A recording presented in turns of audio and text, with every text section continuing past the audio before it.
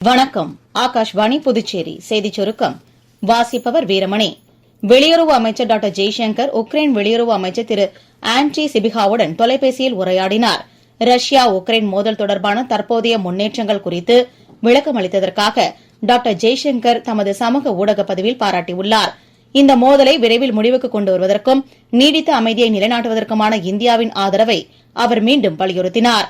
அடுத்த மாதம் 4ஆம் தேதிக்குள் பூர்த்தி செய்யப்பட்ட விண்ணப்பங்களை அனைத்து வாக்காளர்களிடம் பெற வேண்டும் என வாக்குச்சாவடி நிலைய அலுவலர்களுக்கு புதுச்சேரி மாவட்ட ஆட்சியர் திரு குலோத்துங்கன் உத்தரவிட்டுள்ளார்.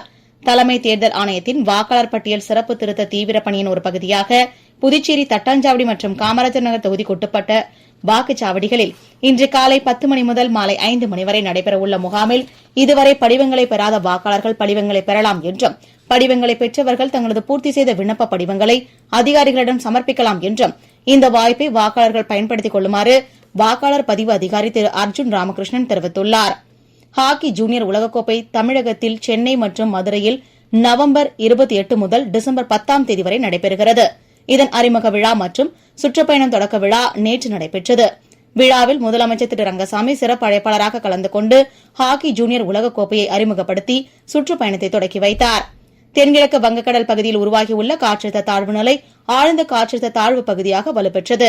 இது மேற்கு வடமேற்கு நோக்கி நகர்ந்து தீவிர காற்றழுத்த தாழ்வு மண்டலமாக வலுப்பெற வாய்ப்புள்ளதாகவும் வரும் 26ஆம் தேதி இது புயலாக மாறக்கூடும் என்றும் இதன் காரணமாக மீனவர்கள் நாளைக்குள் கரைக்கு திரும்ப வேண்டுமென இந்திய வானிலை ஆய்வு மையம் எச்சரிக்கை விடுத்துள்ளது.